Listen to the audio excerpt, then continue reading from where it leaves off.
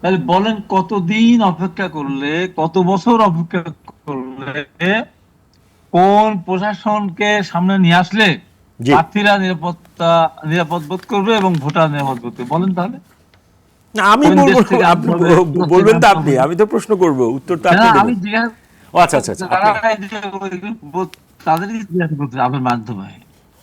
Sir বলুক 10 বছর লাগবে, আমরা মার্কিন যুক্তরাষ্ট্র নিয়ে আসবো, আমরা ইংল্যান্ড থেকে নিয়ে আসবো, আমরা চায়না থেকে নিয়ে আসবো, নিয়ে এসে তারপরে আমরা অবস্থায় যাচ্ছে। এই নির্বাচনটা আরো আগে হলে আরো ভালো হয়ে যেত। এখন নির্বাচনটা যত ডিলে হবে তত আরো এই ধরনের ক্যাশ কনফিউশন বাড়বেই। হাদির উপর যে আক্রমণটা হয়েছে, যে হাদির উপর আক্রমণটা আরো অনেকের উপরে হতে পারে, আমাদের উপরে আক্রমণের আশঙ্কা আছে, আমাকে সবসময় সতর্ক করা হচ্ছে। এর বাইরে কি সাধারণ মানুষ হতাহত হচ্ছে না? প্রতিনিয়ত হচ্ছে। তাই বলে নির্বাচনকে ঠেকে রাখা লাগবে? আর নির্বাচনকে সবকিছু আপনার এই যে সংস্কার, এটা একবারে সবকিছু হবে। যে দেশে ব্যালট বাক্স নিয়ে দৌড় মারে, যে দেশে রাতের বেলা ভোট হয়ে যায়, যে দেশে 100% ভোট নিয়ে যায়, সেই দেশে একটা নির্বাচন হোক আস্তে আস্তে, একবারে গাছের মাথায় তোলা যাবে না, আস্তে আস্তে উঠতে হবে। না, এবার কদ্দূর, আমরা কিন্তু এইবারের নির্বাচনে আমার মাথায় না উঠলো, গাছের কদ্দূর পর্যন্ত ওঠা যাবে? না না, অনেকখানি হবে, অনেকখানি উঠা যাবে। অনেকখানি হবে। আমি বলি, এখন তো আমরা নির্বাচনটা, এই বাদ দাও নাকি, আমি তো জি। এখানে একটা জিনিস বুঝতে হবে যে নির্বাচনটা এখন হতে যাচ্ছে ইন্টারিম গভর্নমেন্টের আন্ডারে। এখন কোন দল রাষ্ট্রীয় ক্ষমতা নেই। জি। রাষ্ট্রীয় ক্ষমতা না থাকলে যে কোনো ভাবে যে কোনো সংস্থা একটা নির্বাচন শুরু করে দিতে পারে। আর রাষ্ট্রীয় ক্ষমতা থাকলে সবসময় চৌকস সেনাবাহিনী, চৌকস র্যাব, চৌকস বিজেপি, চৌকস আপনার সোয়াত বাহিনী সব হুট কাটে অর্ডার দিয়ে দিল, হুট কেটে দিল, লাভ আছে?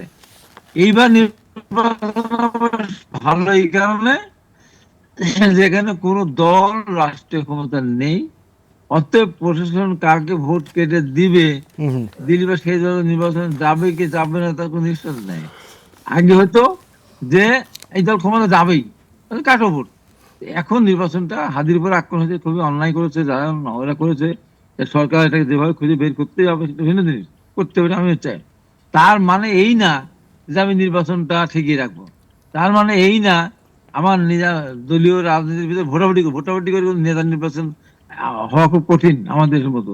তার কারণ আমরা তো ভোটের দেখি তো, এমনি তো এখন তো 3-4 জন তার মানে আপনি প্রার্থী আছে, আপনি আশা করছেন একজন যে করে মোটামুটি 20 ভালো ভোট। ভালো ভোট হবে, এটা আপনি আশা করতেছেন? অবশ্যই ভালো ভোট হবে, অবশ্যই ভালো ভোট হবে। জি।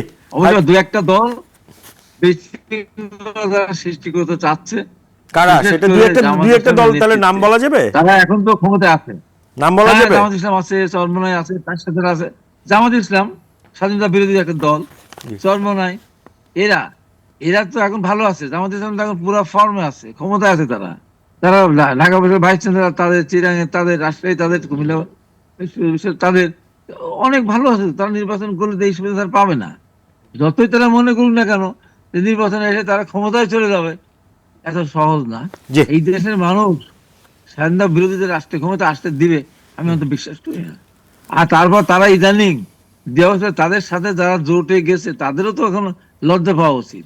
দেখেন, কেন? তারা বলতো আমরা ইসলামিক শাসন ব্যবস্থা কায়েম করব, আমরা সৎ মানুষ লোকের শাসন, কোরআনের আইন, সৎ লোকের শাসন। এখন সৎ লোকের শাসন, কোরআনের আইন, এখন যদি আপনার ওই যে কি নন্দী, কৃষ্ণনন্দী। কৃষ্ণ নন্দীকে দিয়ে দাঁড়িপাল্লায় আল্লাহ দায়িত্ব নিয়েছে দাঁড়িপাল্লাকে জেতানোর জন্য, তাই বলে। তা কৃষ্ণ নন্দীরটাকে আল্লাহ দায়িত্ব নিয়েছে। এই যে দেয় এদের সাথে জোট করতে গিয়ে তাদের তো একটা প্রশ্ন করা উচিত, এটা কি হচ্ছে, এটা কি হচ্ছে, কোন ধরনের মুনাফিক এটা, এটা হয় না, কোন এটা দিন? আপনার থিওরি অনুযায়ী, ওই আপনি এর আগে বিরতির আগে বললেন, আপনি যখন জামাতের সাথে জোট করলেন তখন আপনি তো একটা উদাহরণ দিলেন, একইভাবে আপনি যে পদ্ধতিতে না জামাতের না সাথে না না, সেটার সাথে এটা না, ওইটা একটা অশুভ শক্তি, একটা ফ্যাসিস্ট ক্ষমতা ছিল।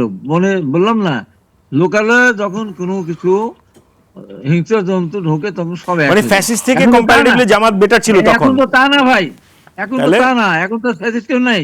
এখন ওকে। হয় বিএনপি, নাই জামাত, নাই আর কেউ জিতবে। ওকে তো ওকে। এখানে আবার আমি ইসলামিক দলের কথা বলবো, আমি আবার এদিকে বলবো কৃষ্ণনন্দীকে নমিনেশন কৃষ্ণ দিব। কৃষ্ণ কৃষ্ণ বিষ্ণু, মোহাম্মদ, ঈসা, মুসা সব এক। হ্যাঁ, চুড়িদার পূজায় এপি টপি, জি।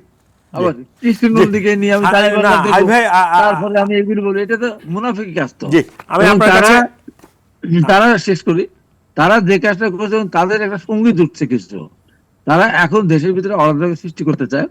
কিন্তু আমি বিশ্বাস করি কোন অরাজকতা সৃষ্টি করে পার পাবে না। বাংলাদেশে কেউ কোন নির্বাচন ঠেকাতে পারে নাই।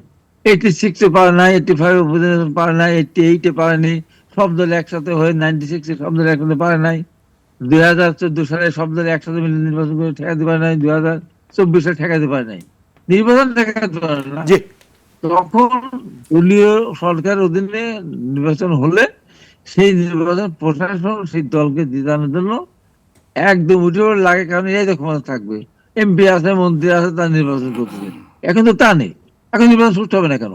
এখন অবশ্যই নির্বাচন সুষ্ঠু তা হবে। আপনি এখন তো একটু কোনো আগে চিন্তা বললেন দিবে যে না কেন? তারা আপনি রাতের বেলা আপনি গিয়ে তো বলে একটু ব্যাট আগে করে বললেন, সারাদিন ধরে টিকা ছিল না। হাবিব ভাই আপনি একটু আগে বললেন যে তাদের ভিসি আছে, তাদের অমুক আছে, তো তাই তো বললেন আপনি।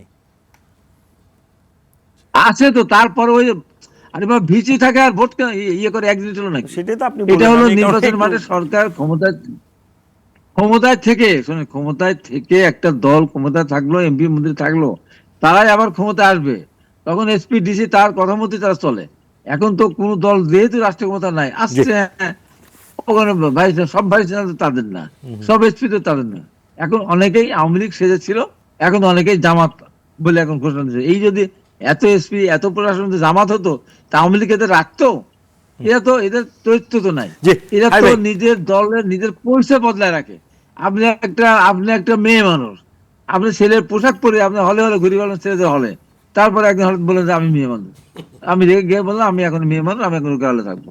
এদের অবস্থা তাই। এরা একটা ছেলে, এরা চরিত্র এত এদের হীন চরিত্র যে এরা এই ছাত্র শিবিরের ছেলেরা ছাত্রলীগে যায়, মিছিলে গিয়ে হেলমেট পাতা দিয়ে স্লোগান দিত, একটা একটা শিবির ধর ধরে ধরে জবাই কর। এই ছেলেরা হয়ে গেল এখন শিবির। এই যে নিজের ভোল, নিজের পাল্টায়, নিজের দলের জি স্লোগান পাল্টিয়ে, নিজের দলের আদর্শ বদলে এ যে কোনো সময় যে কোনো কিছু তারা করতে পারে। জি যেমন মুক্তিযুদ্ধের সময় পাকিস্তান মিশে দিল, এখন এর সাথে সাথে তাদের ভালো সম্পর্ক ছিল, একটা লোকও তাদের মারা যায় নাই, একটা লোকও তাদের আহত হয় নাই। এই যে 15.5 বছরে আমাদের এত ছেলে বিদ্যুতের দাম বৃদ্ধি, গ্যাসের দাম বৃদ্ধি, তারা স্লোগান মিছিল করতে করতে মারা গেল, একটা লোক তারা মারা যায়নি।